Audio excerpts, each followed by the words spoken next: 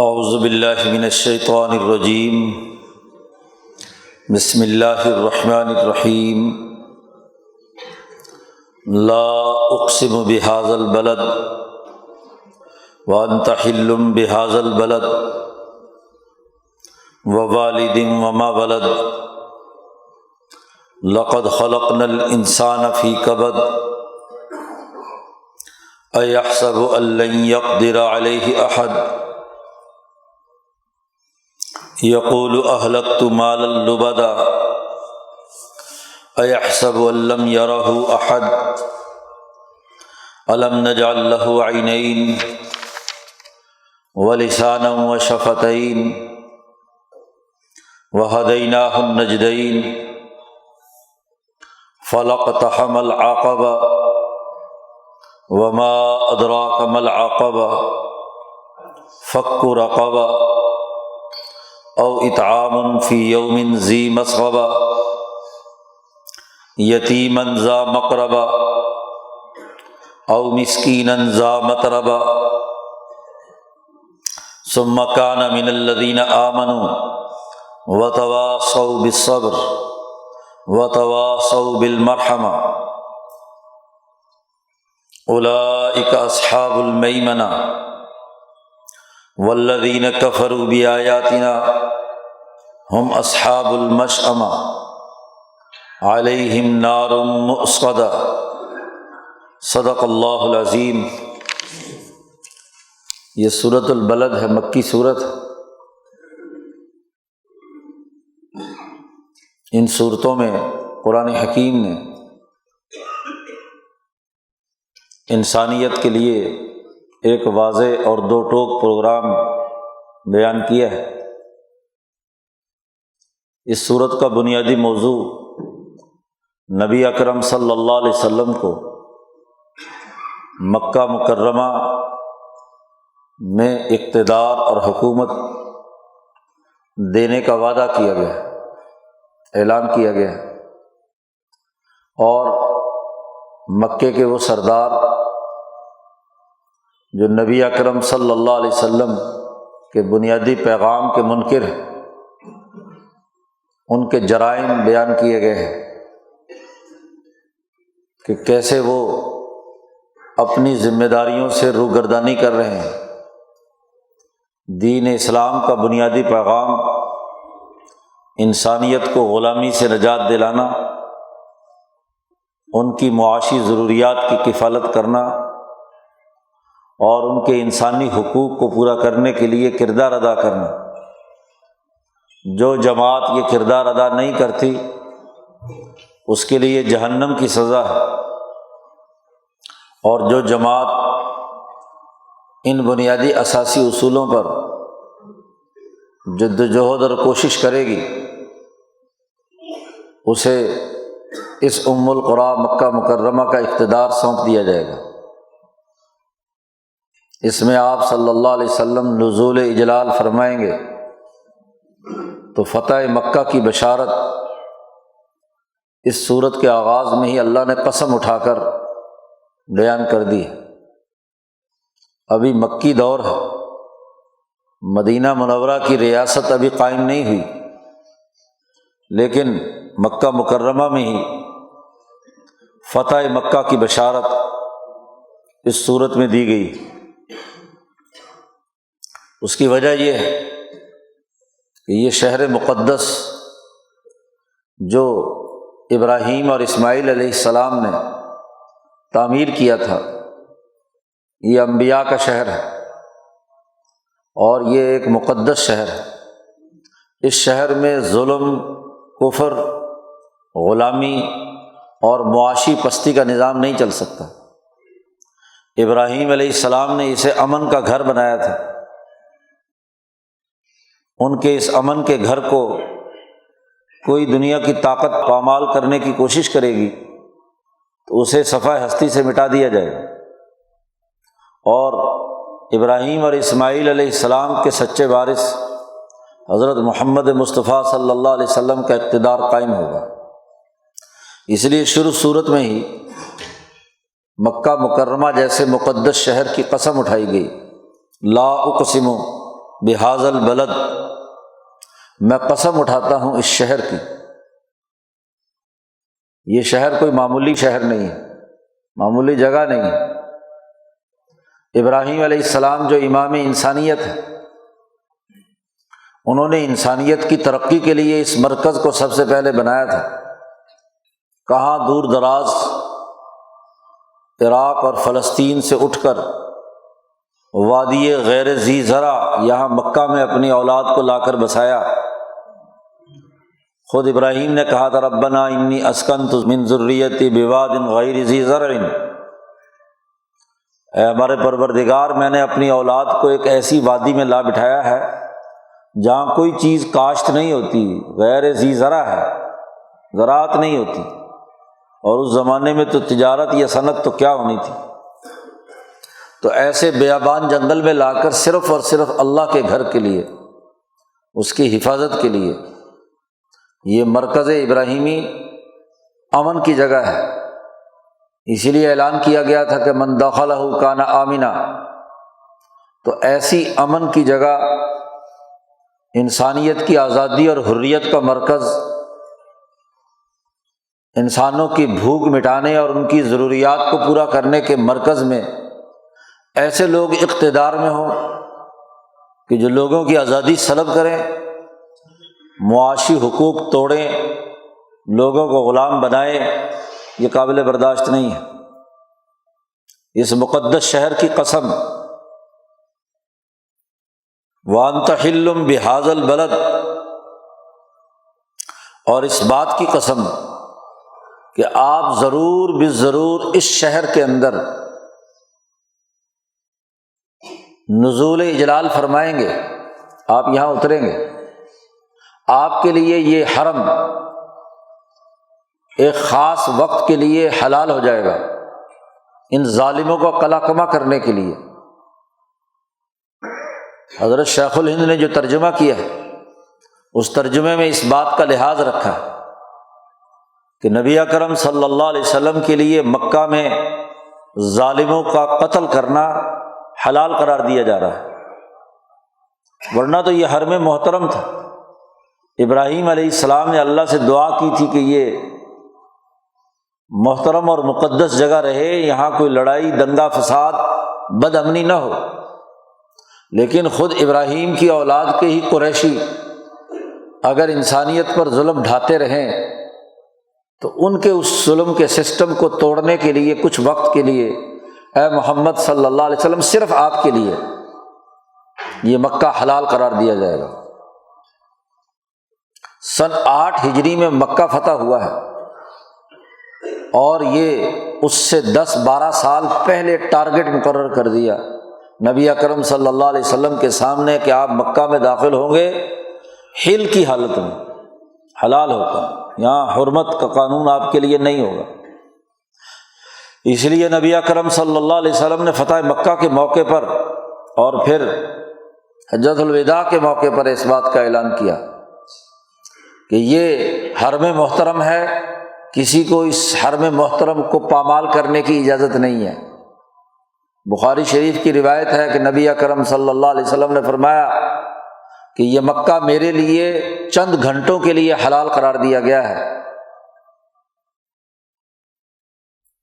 اس دورانیے میں جو ظالم اور متکبر ہیں ان کو قتل کر دیا جائے گا۔ جنگ لڑنا یہاں حرم میں درست نہیں ہے، لیکن میرے لیے حلال قرار دیا گیا ہے۔ ایک گھڑی کے لیے صبح 9-10 بجے حضور صلی اللہ علیہ وسلم حرم میں داخل ہوئے ہیں فتح مکہ کے موقع پر، اور ظہر تک 3-4 گھنٹے میں صفایا کر دیا۔ وہ جتنے متکبر ظالم تھے ان کو قتل کر دیا گیا، حتیٰ کہ ایک انسان دشمن، نبی دشمن، خانہ کعبہ کے غلاف کے ساتھ لپٹ کر خانہ کعبہ کی دیواروں کے ساتھ چمٹا ہوا تھا۔ صحابہ نے حضور سے پوچھا کہ آپ نے اس کے قتل کا حکم فرمایا، وہ تو خانہ کعبہ کے اندر غلاف کے اندر سے داخل ہو کر اوپر لٹکا ہوا ہے۔ حضور صلی اللہ علیہ وسلم نے فرمایا اسے وہیں قتل کر دو، خانہ کعبہ کے اندر ہی قتل کر دو۔ وہیں قتل کر دیا گیا، یہ حلال قرار دیا ہے صرف آپ کے لیے۔ نبی اکرم صلی اللہ علیہ وسلم نے فرمایا میرے علاوہ کسی کے لیے مکہ حلال نہیں ہوا، اور وہ بھی چند گھنٹوں کے لیے، اور اس کے بعد دوبارہ اس کی حرمت واپس لوٹ کر آ گئی جیسے پہلے تھی۔ آج کے بعد کوئی اس حرم محترم میں نہ کسی کا خون بہائے، نہ کسی پر ظلم کرے، نہ یہاں کا گھاس کاٹا جائے، نہ یہاں کے درخت اکھیڑے جائیں، نہ کوئی گری پڑی چیز اٹھائی جائے۔ صرف وہ اٹھا سکتا ہے کہ جو اس کا اعلان کرے۔ تو انسانی جان، مال، عزت، آبرو کے تحفظ کے لیے حرم محترم کا قانون دوبارہ لاگو ہو گیا۔ تو یہ جو آپ کے لیے چند گھنٹوں کے لیے حلال قرار دیا گیا تھا، قرآن حکیم نے یہاں وہ واقعہ بڑا تاریخی واقعہ ہے جس نے قومی انقلاب کی تکمیل کی تھی، تو اس قومی انقلاب کے اس واقعے کی قسم اٹھائی ہے کہ وَأَنْتَ حِلٌّ بِهَذَا الْبَلَدِ، قسم ہے تیری کہ جب تو فتح کرتا ہوا اس شہر کے اندر داخل ہوگا۔ مقدس شہر، مقدس نبی اور مقدس کام کہ اعلیٰ مقاصد کے لیے لِيُظْهِرَهُ عَلَى الدِّينِ كُلِّهِ کے لیے یہاں کے ظالموں اور متکبروں کو راستے سے ہٹایا جائے گا۔ کوئی انسانوں کو غلام بنانے والا، کوئی انسانوں کے لیے بھوک پیدا کرنے والا یہاں نہیں رہے گا۔ صرف اور صرف وہ جماعت رہے گی جو فک رقبہ، جو انسانی گردنوں کو آزادی دلائے، جو یتیم ہیں ان کے کھانے کا بندوبست کرے، انسانی حقوق پورا کرنے کے لیے مسکین کے ذمہ داریاں ادا کرے، صرف وہ جماعت رہ سکتی ہے۔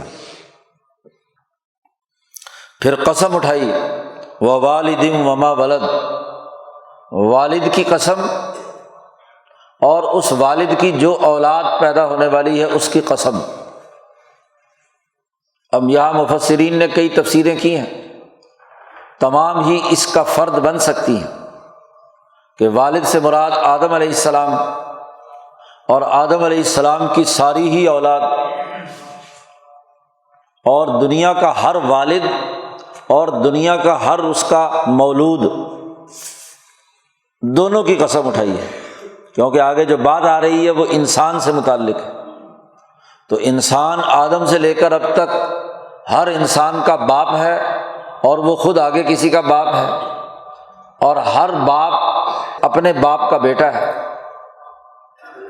تو کل انسانیت کی گویا کہ قسم اٹھائی جا رہی ہے، خاص طور پر ان اولاد میں ابراہیم جس کی اولاد اسماعیل، تو ابراہیم کی بھی قسم، اسماعیل کی بھی قسم، محمد مصطفیٰ صلی اللہ علیہ وسلم کی قسم، ان کے والد کی قسم۔ تو ہر والد اور ہر مولود، ہر انسان چونکہ محترم بنایا گیا ہے، تو ہر والد و مولود کی قسم، اپنے اپنے درجے، اپنے اپنے بزرگی کے اعتبار سے ہر انسان کے والد و مولود کی قسم۔ یہ قسمیں اٹھائیں اللہ تبارک و تعالیٰ نے تین چیزوں کی، شہر کی قسم اٹھائی، اور شہر میں نبی اکرم صلی اللہ علیہ وسلم کے داخلے کی قسم اٹھائی، والد اور مولود کی قسم اٹھائی۔ یہ قسمیں اٹھانے کے بعد اللہ نے کہا جواب قسم کہ لقد خلقنا الانسان فی کبد، ہم نے انسان کو پیدا کیا ہے مشقت میں، اسے محنت و مشقت کرنی ہے، اپنی آزادی اور حریت کے لیے، اپنے امن کے قیام کے لیے، اپنے یتیموں مسکینوں کے حقوق کے لیے۔ ہر حال میں ایک انسان جب دنیا میں آتا ہے تو آتے ہی اس کی مشقتوں کا سلسلہ شروع ہو جاتا ہے، حتیٰ کہ جب یہ پیدا ہوتا ہے، پیدائش سے پہلے ہی 9 مہینے اس کی ماں مصیبت میں مبتلا ہوتی ہے، محنت اور مشقت میں، وہنن علی وہن، اس کی ماں نے اس کا بوجھ اٹھایا 9 مہینے تک، ایک تھکاوٹ کے بعد دوسری تھکاوٹ، کمزور سے کمزور ہوتی جا رہی ہے، بوجھ ہے اس کے پیٹ میں، جیسے جیسے بوجھ بڑھ رہا ہے ویسے ویسے اس کی تکلیف بھی بڑھ رہی ہے۔ قرآن نے کہا کہ یہ اس کو ہم نے پیدا کیا اور اس کو اپنی ماں کی قدر کرنی چاہیے، وہ ماں جس نے 9 مہینے تک اسے اپنے پیٹ میں اٹھایا اور ہر اگلے مرحلے میں اس کا بوجھ بڑھتا گیا تو تھکی ہاری کمزور ہوتی چلی گئی، اور پھر جب پیدائش کا مرحلہ ہوتا ہے تو ماں بھی اذیت میں ہے، اور وہ بچہ جو ماں کے پیٹ سے باہر نکلنے والا ہے وہ بھی تکلیف میں ہے۔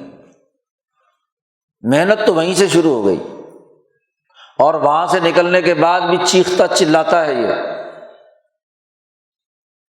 شور مچاتا ہے، اور پھر وہاں سے اس کی بچپنے، پھر جوانی، یہ ایک کامل انسان بننے تک کے تمام مراحل کوئی آسان ہے؟ بچے پالنا کوئی آسان ہے؟ بچوں کا کھیل ہے؟ نہیں، اس ماں نے، باپ نے کتنی مشقتیں برداشت کر کے اس بچے کو پالا، بڑا کیا، اور یہ کن کن ماحول سے جنگ لڑتا ہوا یہاں تک پہنچا ہے، اور اسے موت تک یہ محنت جاری رکھنی ہے۔ کبد، یہ کہے انسان اس دنیا کے اندر کہ کوئی کسی بھی قسم کی کوئی محنت اور مشقت نہیں کرنی، اگر اسے سکون چاہیے، اعتماد چاہیے، اطمینان چاہیے،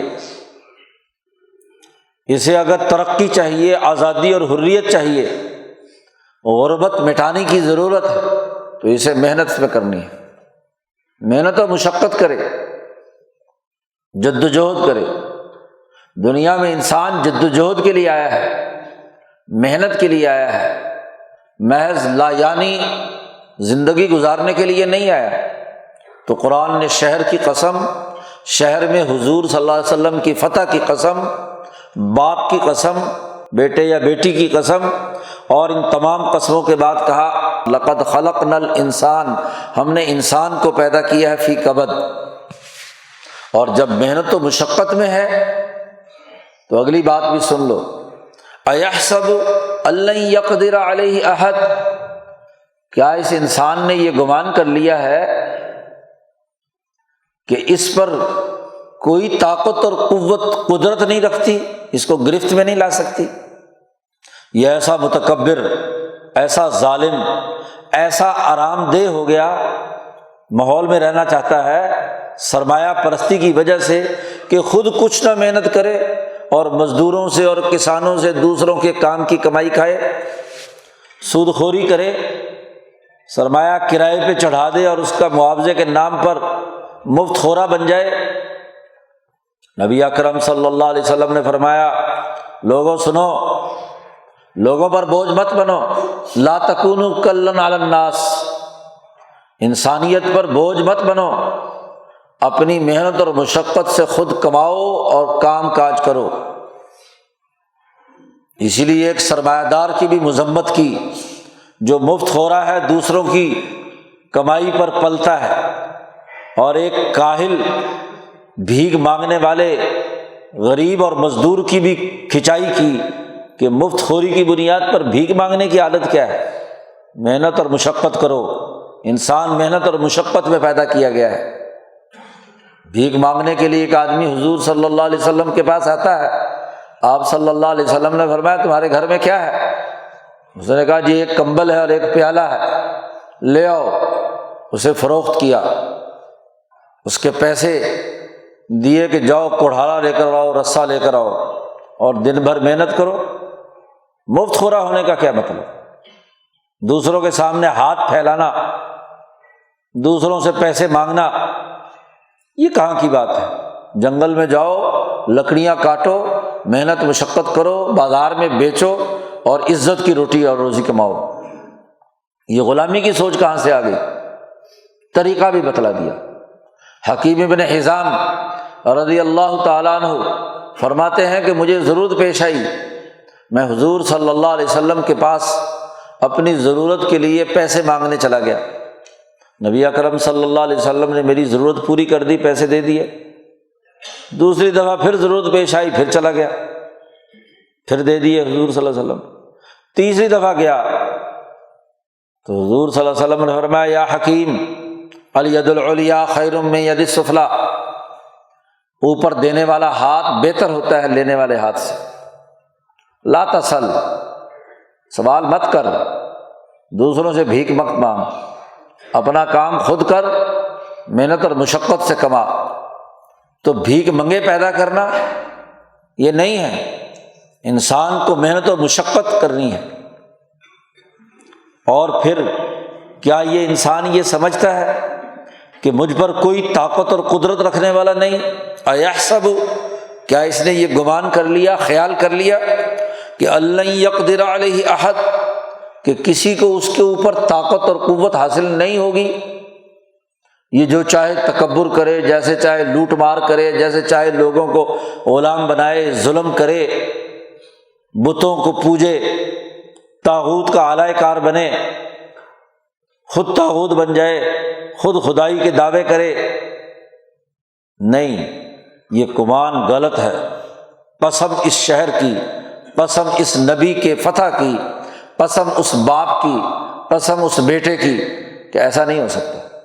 یہ خیال غلط ہے، اس کو دماغ سے نکال دو کہ کوئی انسان اپنے آپ کو خدا سمجھ کر یہ سمجھے کہ مجھ پر کسی کی کوئی قدرت نہیں ہے۔ یقول، یہ کہتا ہے کہ اہلکت مالا لبدا، میں نے تو بڑا مال خرچ کیا ہے، بڑی سرمایہ کاری کی ہے، اس لیے مجھے مزدوروں کا استحصال کرنے کا حق ہے، مجھے کسانوں کے حقوق توڑنے کا حق ہے۔ مال اللبدا، بہت زیادہ مال میں نے لگایا ہے، میں نے اتنا سرمایہ لگایا ہے، میں اس کا معاوضہ وصول نہ کروں؟ میں نے سود پر، کرائے پر پیسہ چڑھایا ہے تو مجھے اس کا ریٹرن ملنا چاہیے۔ اہلکت مال اللبدا، یہ سمجھتا ہے کہ مجھے کوئی نہیں پوچھے گا، کسی کی مجھ پر کوئی قدرت نہیں ہے، کسی کا بس مجھ پر نہیں چلے گا، چونکہ میں نے مال خرچ کیا ہے، میرے پاس دولت، تو اس کا مجھے معاوضہ ملنا چاہیے، سود ملنا چاہیے۔ چونکہ میں نے اس مزدور کو روزگار دیا ہے، اس لیے اس کی مزدوری پر ڈاکہ ڈالنے کا مجھے حق ہے۔ یہ سرمایہ پرستانہ ذہنیت، قرآن نے اس سرمایہ پرستانہ ذہنیت کی مذمت کی اور واضح کیا کہ یہ طریقہ کار غلط ہے۔ یہ خیال جو اس کے دماغ میں پال لیا اس نے کہ میں نے مال خرچ کیا ہے بہت زیادہ، پھر ایحسب ان لم یرہ احد، یہ خیال رکھتا ہے، اس کے دماغ میں یہ خرابی ہے کہ کوئی اسے نہیں دیکھ رہا، یہ سود خوری کرے، ظلم کرے، غلامی میں انسانیت کو مبتلا کرے، یتیموں مسکینوں کے حقوق ادا نہ کرے، جو مرضی کرتا رہے، اس کو کوئی نہیں دیکھ رہا۔ نہیں، دیکھ رہا ہے اللہ تبارک و تعالی، قدرت ہے، اس کی قدرت اور طاقت کے دائرے سے باہر نہیں ہے، اس کا کنٹرول ہے۔ بہت دن ہو گئے تمہیں لوٹ مار مچاتے ہوئے مکہ میں، اب تمہارا معاملہ ختم ہونے کے قریب ہے۔ آپ صلی اللہ علیہ وسلم مکہ فتح کرنے کے لیے آئیں گے، ان کی طاقت اور قدرت جی وہ غالب آ کر رہے گی۔ اس کا یہ گمان اور اس کا یہ خیال باطل ہے کہ نہ کسی کی مجھ پر سیاسی قدرت ہے اور نہ ہی میری کوئی نگرانی کر سکتا ہے، میں جو چاہے مرضی کروں۔ تو اس سرمایہ پرست کے دماغ میں جو خرابی موجود ہے، اس کو اپنے دل و دماغ سے کھرچ کر پھینک دینا چاہیے۔ مقدس شہر کی قسم، نبی کی قسم، والد کی قسم، مولود کی قسم، قرآن نے غور و فکر کی دعوت دی۔ کیا خیال ہے؟ الم نجعل لہ عینین، ہم نے اس کو کیا دو آنکھیں نہیں دی؟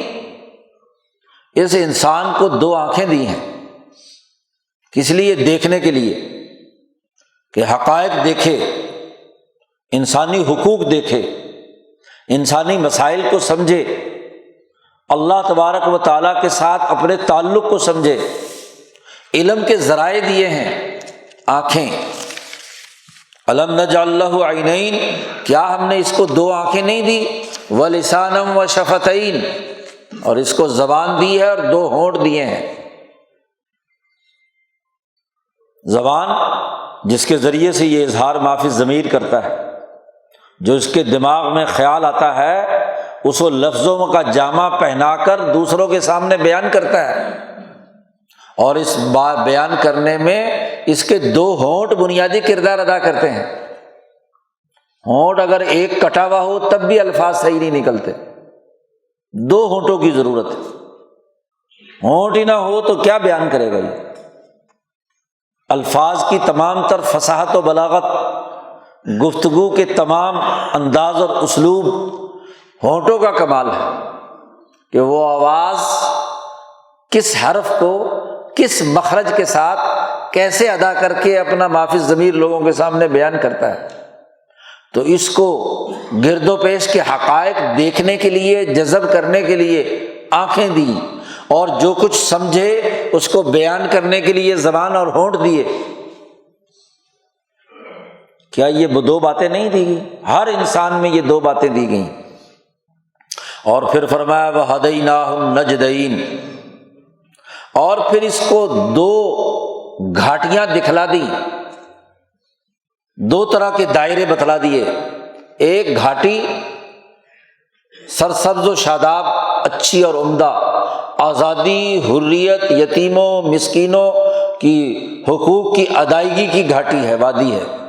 اور ایک گھاٹی اور وادی وہ ہے جہاں ظالم، متکبر انسان، دشمن، غلامی، بدبختی، یتیموں اور مسکینوں کے حقوق توڑنے کا عمل ہے۔ پہاڑی علاقے میں انسان بلند مقام پر کھڑا ہو، اور ایک پہاڑ کے ایک طرف سرسبز و شاداب علاقہ ہو اور دوسری طرف برباد اور اجڑا ہوا علاقہ ہو، تو دو گھاٹیاں نظر آ رہی ہیں۔ اس کو آنکھیں دی ہیں، ذرا اسی غار حرا پر چڑھ اور ذرا مکہ کو دیکھ، اس پوری سوسائٹی کو دیکھ، کہاں غربت ہے، کہاں غلامی ہے، کہاں پستی ہے، کہاں تمہارے ظلم کے مظاہر ہیں، کہاں بت پرستی ہو رہی ہے۔ وہی خانہ کعبہ جو اللہ کا گھر ہے، وہاں 360 بت نے رکھے ہوئے ہیں۔ تو ہم نے تجھے عقل دی، تجھے راستہ بتلایا، اور اس کتاب مقدس قرآن حکیم نے آ کر تمہارے سامنے وہ گھاٹیاں بتلا دی، دونوں کی دونوں، صحیح راستہ بھی اور غلط راستہ بھی۔ اس میں سے انتخاب کرنا تو نے ہے۔ آنکھیں تجھے دی ہیں، ان سے دیکھ، زبان دی ہے جس سے دیکھ کر صحیح اور درست رائے قائم کر کے، مسلمان ہو یا کافر ہو، ایمان لا کر قبول کرے، اسے کلمہ پڑھے اپنے زبان سے کہ لا الہ الا اللہ محمد الرسول اللہ، یا اس کا انکار کرے۔ یہ دونوں راستے تیرے سامنے ہم نے دکھلا دیے ہیں۔ پھر فرمایا فَلَقْتَحَمَ الْعَقَبَةَ، تو کسی گھاٹی کے اوپر چڑھنے اور داخل کرنے کے لیے تیار نہیں ہے، کسی بلند مقام پر، عقبہ پر، بلند گھاٹی پر چڑھنے کے لیے تیار نہیں ہے، وہاں داخل نہیں ہونا چاہتا، سست ہو گیا، کاہل بن گیا۔ حالانکہ انسان کو تو محنت اور مشقت کے لیے پیدا کیا ہے، اس لیے انسانوں اٹھو اور اس گھاٹی کو عبور کرو۔ تم ابھی تک تیار نہیں ہو۔ وہ بلال، وہ صہیب، وہ یاسر، وہ کمزور غریب لوگ جن کی سوچیں پست ہو کر ان طاغوتی قوتوں کی اعلی کار بنی ہوئی تھی، انہیں بھی جھنجھوڑا کہ تم محنت اور مشقت سے جان چراتے ہو اپنی آزادی حاصل کرنے کے لیے، اپنے حقوق کے حصول کے لیے، اور ایسی گھاٹی پر وہ سرمایہ دار اور متکبر بھی نہیں چڑھنا چاہتا، وہاں وہ بھی نہیں داخل ہونا چاہتا کہ خود اپنی محنت اور مشقت سے کام کرے، وہ بھی دوسروں کی کمائی پر پلنا چاہتا ہے۔ یہ 360 بت بھی اسی کام کے لیے رکھے ہیں کہ ان کا چودھری بن کر، ان کا مہنت بن کر، ان کا لیڈر اور رہنما بن کر لوگوں کی محنت پر ڈاکہ ڈالے۔ ان کے لیے قانون بنا دیا کہ جتنا تم نے اللہ کے لیے نکالنا ہے اس سے زیادہ ہمارے بتوں کے لیے نکالو۔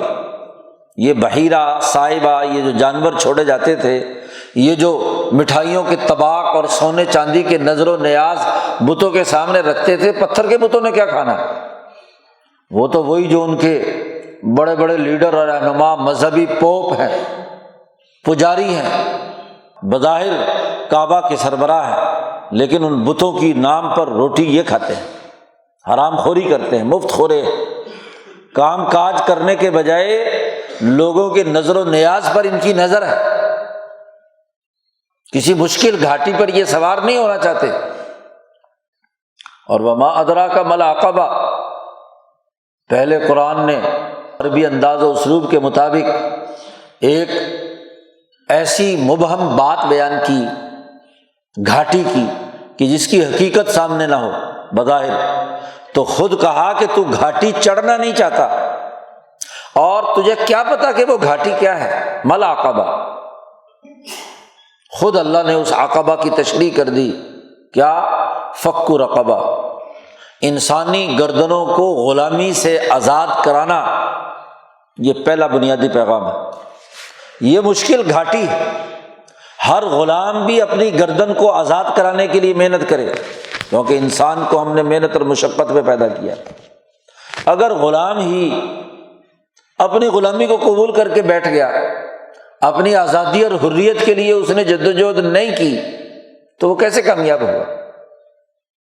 حضرت فرماتے تھے یہ جو غلام کبوتر اور طوطا ہوتا ہے نا، اس کے پر کاٹ دو اور پنجرے میں بند کر دو، پنجرا کھول بھی دو، پر کٹے ہوئے ہیں تو وہیں گٹر گوں کرتا رہے گا۔ اور اگر ایک آزاد پرندہ، اس کو اگر پنجرے میں بند کر دو تو یا پنجرے کی جالی توڑ دے گا یا اپنا سر پھوڑ لے گا، وہ اپنی آزادی اور حریت کے لیے کردار ادا کرے گا۔ اور جو غلام قومیں ہوتی ہیں وہ غلامی کی زنجیریں، وہ زنجیر توڑ بھی دو تو تب بھی کہتے ہیں کہ ہم تو ابھی امریکہ کی زنجیروں سے نہیں نکلتے، برطانیہ کی ایجنٹی سے نہیں نکلتے۔ بظاہر آزادی بھی ہو جائے لیکن غلامی ان کے اندر رچ بس چکی۔ تو یہ مشکل گھاٹی انقلاب کی، آزادی کی اور حریت کی تم چڑھنا نہیں چاہتے، تو مکے کے ان کمزور لوگوں سے کہا جا رہا ہے اٹھو، اپنی گردن کی آزادی کے لیے کردار ادا کرو۔ اور دوسرے انسانوں سے کہا جا رہا ہے جنہوں نے غلام بنایا ہوا ہے کہ انسانوں کو آزاد کرو۔ فک رقبہ، امام شاہ ولی اللہ دہلوی نے فک کل نظام اسی آیت سے اخذ کیا ہے۔ فک کہتے ہیں توڑ دینے کو، گردن جو غلامی کے اندر مبتلا ہے تو اس گردن کو چھڑانا، حضرت شیخ الہند نے ترجمہ کیا چھڑانا گردن کا، گردن کو چھڑانا۔ اور آج یہ گردن پکڑی ہوئی ہے لوگوں کے اوپر ظلم کے نظام کے ساتھ۔ اس زمانے میں تو غلامی کا باقاعدہ ادارہ تھا، غلامی کے توڑنے کا حکم دیا گیا، بات بات پر غلاموں کو آزاد کرانے کا حکم دیا گیا۔ آج ویسی غلامی تو نہیں ہے لیکن ایک نئی غلامی پیدا کر دی، اور وہ غلامی سسٹم کی ہے، سسٹم فساد کا ہے، ظلم کا ہے، تکبر کا ہے، اس کا غلام ہے۔ تو اصل گھاٹی جس کے لیے محنت اور مشقت کر کے جس پر چڑھنا ہے، اور یہ بڑی مشکل گھاٹی ہے، پہاڑ کی گھاٹی، اور پہاڑ کے اوپر چڑھنا تو آسان ہے، لیکن اپنی غلامی کی زنجیریں توڑ کر آزادی اور حریت اور قومی وقار کے لیے کردار ادا کرنا خاصا مشکل۔ اس لیے قرآن حکیم نے فصیح و بلیغ انداز اختیار کیا، فلقتحم العقبہ وما ادراک ما العقبہ۔ سب سے پہلا کام انسانوں کی آزادی ہے، فک رقبہ۔ اور جو بظاہر آزاد انسان ہیں بھی اور غریب ہے تو او اطعام فی یوم ذی مسغبہ، یا کھانا کھلانا ایسے دن میں جس دن وہ انسان بھوکا ہے، اسے بھوک لگی ہے، اس کے پاس کھانے کے پیسے نہیں ہیں، وسائل نہیں ہیں، تو ایسے تمام بھوکوں کو کھانا کھلانا، ان کی معاشی ضروریات کو پورا کرنا۔ یہاں کھانا کھلانے سے مراد محض صدقہ و خیرات نہیں، وہ اس کا ایک پہلو اور ایک شعبہ ہے۔ اصل اطعام کہا ہے کہ ان کے کھانے کے بندوبست کا نظم و نسق قائم کرنا۔ جیسے نبی اکرم صلی اللہ علیہ وسلم نے اس غریب کے لیے کوہاڑا اور رسی لا کر طریقہ بتلا دیا، اطعام کا یہ بھی طریقہ ہے۔ حضور کے پاس آئے تو اس نے کہا کھانے پینے کے لیے کچھ چیز دو، تو حضور نے فرمایا کھانے کا طریقہ یہ ہے جی، اپنی محنت اور مشقت کرو۔ تو کھانا کھلانے کا نظام بنانا، اطعام فی یوم ذی مسغبہ، کسے؟ یتیمن ذا مقربہ، یتیم کو، وہ جو بے سہارا ہے، جس کے تحفظ کے لیے کوئی کردار ادا نہیں کر رہا، اس کے خاندان میں کوئی ایسا بڑا موجود نہیں، باپ اس کی حفاظت کرنے والا، مر گیا وہ، اور وہ بیچارہ یتیم اور غریب ہے، تو اس کے حقوق ادا کرنا۔ اور ساتھ ایک خاص شرط لگا دی، ذا مقربہ۔ یہ شرط اس حوالے سے ہے کہ اپنے قریبی یتیم کے حقوق زیادہ ہیں۔ ایک تو مکہ کے اس معاشرت کے اندر جو رشتہ دار یتیم ہوتا تھا اس کا مال کھانا بڑا آسان ہوتا تھا، رشتہ داری کے ناطے پہ چودراہٹ قائم کر لی کہ چونکہ جی یہ میرا رشتہ دار ہے، میرا بھتیجا ہے، میرا بھانجا ہے، تو اس کے نام پر اس کا مال، اس کے باپ کا مال قبضہ کر لیا۔ پھر کسی کو کیا پتا کہ یہ اس کو یتیم کو دے بھی رہا ہے کہ نہیں دے رہا، خود ہی کھا رہا ہے۔ جیسے پچھلی صورت میں گزرا تھا کہ تأکلون التراث، تم وراثت کا مال کھا جاتے ہو جی۔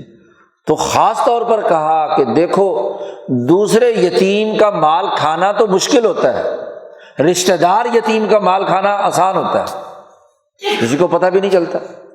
تو اس لیے خاص طور پر کہا کہ وہ یتیم جو قریبی ہے، جس کا مال آسانی سے تم کھا سکتے ہو، اس کو کھلانا، اس کے پیسوں کا، اس کے مال کا، اس کی وراثت کا، اس کے باپ کے مال کے ایسا نظام بنانا کہ جس سے اس بچے یتیم کی ضروریات بھی پوری ہوں اور مال بھی ضائع نہ ہو۔ سورۃ النساء میں اس کی تفصیلات بیان کر دی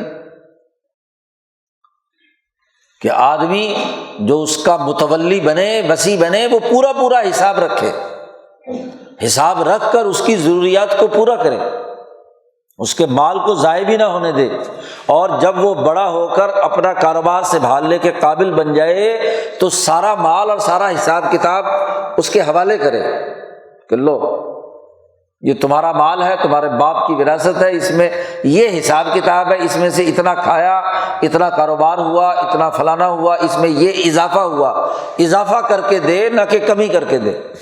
اس کا پورا طریقہ کار قرآن حکیم نے سورۃ النساء میں بیان کر دیا۔ تو یتیم جو قریبی ہے اس کے حقوق ادا کرنا۔ اس لیے نبی اکرم صلی اللہ علیہ وسلم نے فرمایا کہ یوں تو ہر یتیم پر مال خرچ کرنے کے بہت سارے فوائد اور ثمرات ہیں، لیکن جو رشتہ دار یتیم ہے اس کو زکوٰۃ دینا، اس کی ضروریات پورا کرنا، اس کے حقوق ادا کرنا، اس کا ڈبل اجر ہے، دگنا اجر ہے، کیونکہ اگر رشتہ دار کا مال کھائے گا تو ڈبل سزا ہے، تو ایسے ہی ڈبل انعام بھی ہے، ایک صدقہ و خیرات کا اور ایک صلہ رحمی کا، کہ رشتے کا لحاظ رکھ کر اس کی ضروریات پوری کی ہیں۔ او مسکیناً ذا متربہ، یا ایسا مسکین اور محتاج جو بیچارہ مٹی میں مل رہا ہے، خاک میں رلتا پھرتا ہے، محنت بھی بڑی کرتا ہے، جدوجہد بھی کرتا ہے، لیکن گھر کی ضرورت پوری نہیں ہوتی۔ متربہ، مٹی کے اندر مٹی و مٹی ہو چکا، محنت بڑی کرتا ہے، کسان ہے، مزدور ہے، کام کاج کر رہا ہے، ضرورت پوری نہیں ہوتی، وہ سرمایہ دار یا گھاٹی چڑھ اور اس کی ضرورت پوری کر، اس کے لیے بندوبست کر، اس کے کھانے کا، پینے کا، اس کی ترقی کا، کامیابی کا، امن کا، یہ تمام کام کر۔ تو قرآن حکیم نے یہاں ایک سیاسی اور ایک معاشی دو بنیادی پہلو بیان کیے ہیں عقبہ کے، کہ عقبہ کی تشریح سیاسی طور پر انسانوں کو غلامی سے نجات دلانا اور معاشی طور پر یتیم اور مسکین کی معاشی ضروریات کو پورا کرنے کا نظام اور سسٹم بنانا، معاشی سسٹم بنانا، سیاسی نظام بنانا۔ آج کل ہمارا رجعت پسند مذہبی طبقات جو سرمایہ داروں کے لیے کردار ادا کرتے ہیں، کہتے قرآن میں کہاں لکھا ہے یہ سیاست کرو، لوگوں کو آزادی دلاؤ، ہاں جی، اور لوگوں کے لیے کیا ہے معاشی چیز کا بندوبست کرو۔ بس اسلام کی تو بس 5 ہی باتیں ہیں، کلمہ پڑھو، نماز پڑھو، روزہ رکھو، حج کرو، کیونکہ بنی الاسلام علی 5 کہ اسلام کی بنیاد 5 باتیں ہیں۔ وہ بر عظیم پاک و ہند جو 16ویں صدی میں دنیا کی کل 25% دولت کا مالک اور خوشحال ملک تھا، اسے کنگال کر کے یہاں یتیم و مسکین پیدا کر دیے۔ انگریز سامراج گیا تو یہ بر عظیم پاک و ہند بھوک میں، غلامی میں، مسکنت میں یتیم بن گیا۔ آج اس کی معاشی ضرورت پوری نہیں کرتا، بھیک مانگتا پھرتا ہے، برطانیہ سے، امریکہ سے، آسٹریلیا سے، فلانے سے، اور یہ اسلام پسند اس غریب ملک سے نکل کر امریکہ کی ایجنٹی کرنے کے لیے کبھی ملیشیا جا کر بیٹھ جاتے ہیں، کبھی آسٹریلیا جا کر بیٹھ جاتے ہیں، کسی کو کینیڈا سے اسلام یاد آتا ہے، ہاں جی، اور کوئی امریکہ کا مفتی اعظم بن کر فتوے داغتا ہے۔ قوم غلام ہے، قوم پستی کی حالت میں ہے، قوم یتیم اور مسکین ہو چکی ہے، اور قرآن کی یہ آیت سب پڑھتے ہیں لیکن اس گھاٹی کو عبور کرنے کے لیے تیار نہیں ہے۔ فَلَقْتَحَمَ الْعَقَبَةَ، تم یہ گھاٹی عبور نہیں کرنا چاہتے، اس میں تم داخل نہیں ہونا چاہتے، بس میٹھا میٹھا اسلام۔ قرآن نے تو کہا ہے اَحَسِبَ النَّاسُ أَن يُتْرَكُوا أَن يَقُولُوا آمَنَّا وَهُمْ لَا يُفْتَنُونَ، کیا لوگوں نے یہ گمان کر لیا ہے کہ وہ یہ کہیں کہ ہم ایمان لائے اور ان کا امتحان نہ لیا جائے؟ جی، وہ کہیں کہ جی ہم ایمان لائے تو بس مسلمان ہو گئے اور اسلام کی چند علامتیں پوری کر لو۔ حضرت شاہ سعید احمد صاحب رائے پوری فرمایا کرتے تھے کہ بھائی یہ نماز، روزہ، حج، زکوٰۃ تو ایک فوجی ٹریننگ کے لیے ہیں، اس کی تربیت کے لیے ہیں کہ اخبات الی اللہ پیدا کر کے وہ اللہ کا سپاہی بن جائے، فرشتے کی طرح کی صفات پیدا کر لے، خواہشات، حسد، کینہ، بغض، عداوت نکال لے، اور جب وہ ان تمام چیزوں سے تیار ہو جائے تو تیاری کے بعد آگے کرنا کیا؟ اس فوج نے کوئی کام تو کرنا ہے نا۔ حضرت فرماتے تھے کہ ایک سپاہی فوجی، اس کو ٹریننگ دی جاتی ہے روزانہ کہ اپنی بندوق صاف کرے، اس کو تیل شیل لگائے، ہاں جی، اس کو ٹھیک کرے اور کوئی ورزش کرے، دوڑ لگائے تاکہ اس کی پھرتی اور بہادری ہو۔ تو یہ فوج کس کام کے لیے تیار کی ہے؟ بس روزانہ بیٹھے اور بندوقیں صاف کرتا رہے، جی، روزانہ دوڑ لگاتا رہے۔ بھائی دشمن کے مقابلے پر جب ضرورت پیش آئے تو وہاں اس کی ضرورت ہے یا نہیں؟ حکم ملے حکومت کا کہ اٹھو، پوری فوج کو اپنے دشمن پر ٹوٹ پڑو۔ اور دشمن کون ہے؟ ایک مسلمان کا دشمن غلامی ہے، ایک اسلام کا مسلمان کا دشمن، انسان کا دشمن بھوک ہے، یتیم اور مسکنت، یتیم ہونا اور مسکنت ہے۔ تو اس دشمن کے مقابلے میں تو کردار ادا کرے، طاغوت کا مقابلہ تو کرے۔ صحابہ نمازیں بھی پڑھ رہے ہیں، روزے بھی رکھ رہے ہیں، حج بھی کر رہے ہیں اور جہاد بھی کر رہے ہیں، دشمن کا مقابلہ کرتے ہیں۔ مکہ فتح ہو رہا ہے، آپ اس کے لیے مکہ داخل ہو رہے ہیں، تو یہ بنیادی فرائض کون ادا کرے گا؟ بس صبح سے شام تک کچھ نمازیں پڑھ لیں، آرام سے بیٹھ گئے، پیسہ سرمایہ پر کرائے پہ چڑھا دیا، سود خوری کی، دوسرے مفادات اٹھائے۔ اور اگر لوگ کہیں کہ جی یہ سود خوری ناجائز ہے تو پھر سود کو بھی اسلامی بنا دو، بلا سود بینکاری کے نام پر، فراڈ، دھوکہ۔ اس سے زیادہ آسانی کی بات کیا ہے کہ کان ادھر سے نہیں ادھر سے جا کر پکڑ لو، کوئی ہیلے بہانے کرو اور ہیلوں بہانوں سے اس سرمایہ داری کو، اس لوٹ کھسوٹ کو، اس غلامی کے نظام کو بے ساکھیاں فراہم کرو۔ قرآن حکیم نے یہ 2 گھاٹیاں بیان کر دیں اور اس کے نتیجے میں کہا کہ یہ بنیادی پیغام ہے۔ پھر وہ لوگ جو اللہ پر ایمان لانے والے ہیں اور اس پیغام پر ایمان لانے والے ہیں، کون سا؟ فک رقبہ، او اطعام فی یوم ذی مسغبہ او یتیما ذا مقربہ او مسکینا ذا متربہ۔ جو اس بنیادی پیغام پر ایمان لانے والے ہیں، ایمان لائیں، نظریہ بنائیں، اور نظریہ بنا کر وتواصوا بالصبر، ایک دوسرے کو اس مجاہدے اور مشقت کے نظریے پر تیار کرنے کے لیے ایک دوسرے کو وصیت کریں، گرتے ہوئے کو سنبھالیں، جماعت بنائیں۔ اس کا تعلق پارٹی سازی سے ہے کہ ایمان لائیں اس نظریے پر، فک رقبہ پر، گردنوں کی آزادی پر، یتیموں مسکینوں کے حقوق کی ادائیگی پر ایمان لا کر وتواصوا بالصبر، ایک دوسرے کو پختہ تاکید کے ساتھ اس ٹارگٹ کو پورا کرنے اور اس کو برداشت کرنے کی تلقین کریں۔ یہ تبھی ہوگی کہ جب ایک داعی دعوت دے، مدعو اکٹھے کرے، ان کی نظم و ضبط پیدا کرے اس نظریے پر، اور اگر کوئی بیچارہ کمزور سا محنت اور مشقت سے آ کر مایوس ہو کر گرنے لگے تو اس کو سنبھال کر کہے نہیں بھائی حوصلہ کر، کچھ دنوں بعد تو یہ سب کام ہوگا، آگے نکل، استقامت پیدا کراتے ہیں۔ تو پارٹی سازی کے لیے وتواصوا بالصبر اور وتواصوا بالمرحمہ، اور وہ ایک دوسرے کو انسانیت پر رحم اور شفقت کے نظریے کی وصیت کرتے ہیں، حکم دیتے ہیں کہ تم آپس میں رحماء بینہم اشداء علی الکفار رحماء بینہم، تو وتواصوا بالصبر کے ذریعے سے اشداء علی الکفار، اور آپس کے داخلی نظام میں کمزوروں اور غریبوں کی اپنی اجتماعی جد و جہد ہے، اس میں وتواصوا بالمرحمہ، ایک دوسرے پر رحم شفقت، ایک دوسرے کے حقوق ادا کرنے کا کام کریں۔ قرآن کہتا اولئک اصحاب المیمنہ، یہ بلند پہاڑی پر کھڑے ہوں نجدین میں سے پہلا نجد دایاں طرف، یہ یمن میمنہ ہے، یہ یمن والے ہیں، آسانی کے ساتھ کردار ادا کرنے والے ہیں، انسانوں کے لیے یمن اور آسانی پیدا کرنے کے لیے کردار ادا کرنے والے ہیں۔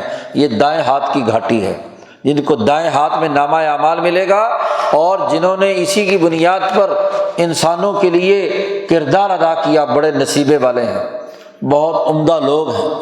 یہ ایک بات ہو گئی۔ اور دوسری وادی ان لوگوں کی ہے کہ والذین کفروا بآیاتنا،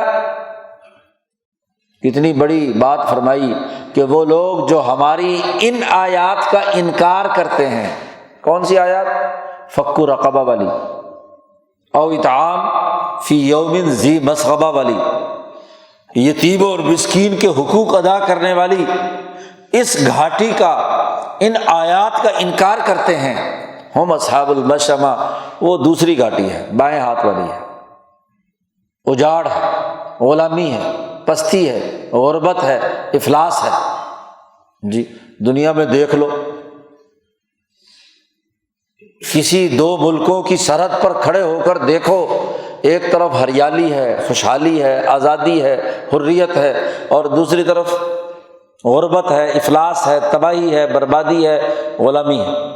ذرا امریکہ اور میکسیکو کے درمیان کی سرحد پر کھڑے ہو کر دونوں طرف کا منظر تو دیکھو کہ ایک طرف امریکہ کے لوگ سرمایہ دار، متکبر، سرمایہ پرست، خوشحالی، مال و دولت، دنیا کی لوٹ کھسوٹ کر کے، ایک طرف بیچاری میکسیکو کی آبادی جس پر دیوار بنا کر ٹرمپ ان کو یہاں آنے سے غریبوں کو روکنا چاہتا ہے۔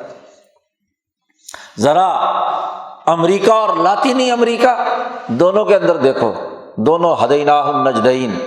ذرا فلسطین میں کھڑے ہو کر دیکھو، ایک طرف تل ابیب ہے اور ایک طرف غزہ ہے، ایک طرف وہ بیچارے فلسطینی جن کو قید کر دیا گیا، غلام بنا دیا گیا، ذلیل اور رسوا کر دیا گیا، اور ایک طرف وہ یہودی بدماش جو یروشلم کے اندر دندناتے پھرتے ہیں۔ ذرا دونوں وادیوں کو دیکھو۔ اب تو پچھلے دنوں ابھی ناسا نے تصویر جاری کی ہے، رات کے اندھیرے میں امرتسر اور لاہور کے درمیان جو لکیر لگی ہوئی ہے سرحد کی، روشنیاں انڈیا نے لگائی ہوئی ہیں، ایک طرف امرتسر اور دلی، اور دوسری طرف لاہور اور ملتان، پشاور، ذرا دونوں کا منظرنامہ تو دیکھو کہ ایک طرف کیا حالت ہے، ذرا اسی پنجاب کے دو حصے دیکھ لو، ایک ہندوستان میں اور ایک یہاں۔ تو قرآن حکیم نے کہا کہ کل انسانیت کے لیے محنت اور مشقت کر کے وہ نظام بنانا جس میں آزادی اور حریت ہو، یتیم و مسکین کے حقوق ادا کرنے کا ماحول ہو، وہ اصحاب المیمنہ ہے۔ اور جو دوسرے ہاتھ پر کھڑے ہوئے ہیں، جہاں غربت ہے، افلاس ہے، بدبختی ہے، انسانیت دشمنی کا نظام ہے، علیہم نار مؤصدہ، ان کے اوپر ایسی آگ آئے گی جس کے چاروں طرف ایسی دیوار کھڑی ہوئی ہوگی کہ وہ اس سے نکل نہیں سکیں۔ موصدہ، آگ اور چاروں طرف ایسی دیوار، اس دیوار کے اندر بند۔ تو جب یہ جہنم میں ڈالے جائیں گے بدبخت لوگ جنہوں نے انسانی حقوق توڑے، انسانوں کو غلام بنایا، معاشی زوال میں مبتلا کیا، لوگوں کی مسکنت اور یتیمیت کا مذاق اڑایا، ان کے حقوق ادا نہیں کیے، ان کے لیے کیا ہے؟ جہنم تیار کی ہے۔ اس لیے اللہ نے کہا سورۃ کہف میں کہ یہ دو وادیاں ہم نے دکھا کر کہا ہے کہ فمن شاء فلیؤمن ومن شاء فلیکفر انا اعتدنا للظالمین نارا احاط بہم سرادقها۔ جو کافر ہونا چاہتا ہے کافر ہو جائے، جو مسلمان ہونا چاہتا ہے وہ مسلمان ہو جائے، لیکن یاد رکھو کافروں اور ظالموں کے لیے ہم نے ایسی جہنم تیار کی ہے کہ اس کے چاروں طرف اتنی بڑی بڑی دیواریں اور قنات کھڑی کر دی، احاط بہم سرادقها، کہ اس سرادق سے، اس دیوار کو عبور کر کے جہنم سے باہر نہیں نکل سکتے۔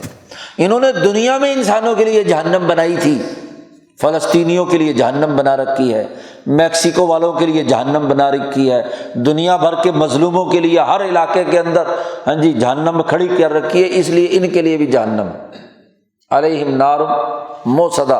تو دو گھاٹیاں بیان کی ہیں، اور ان گھاٹیوں میں کامیاب ہوں گے اے محمد صلی اللہ علیہ وسلم آپ، انت حل بہذا البلد، آپ اس شہر میں داخل ہوں گے۔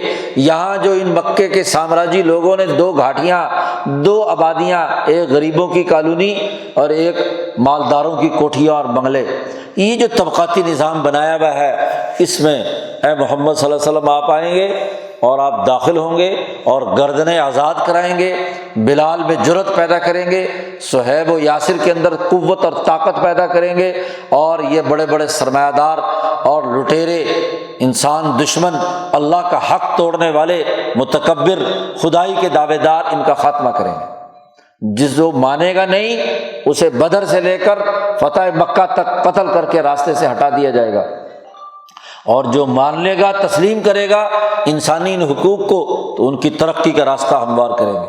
تو یہ بنیادی پیغام مکہ مکرمہ میں ہی نبی اکرم صلی اللہ علیہ وسلم کے ذریعے سے ان ظالم متکبروں، آزادی طلب کرنے والوں، معاشی تباہی اور بربادی مچانے والوں کے خلاف دے دیا گیا۔ تو ایک نظریہ دیا، ایک مسلمان جب ایمان لایا اس کے سامنے ایک نظریہ، اور وہ نظریہ آزادی اور نظریہ حقوق انسانی، یہ ان کے سامنے رکھا گیا ہے۔ اس صورت کا بنیادی پیغام یہ ہے۔ اللہ تعالیٰ قرآن حکیم کو سمجھنے اور اس پر عمل کرنے کی توفیق عطا فرمائے۔ اللہم صلی اللہ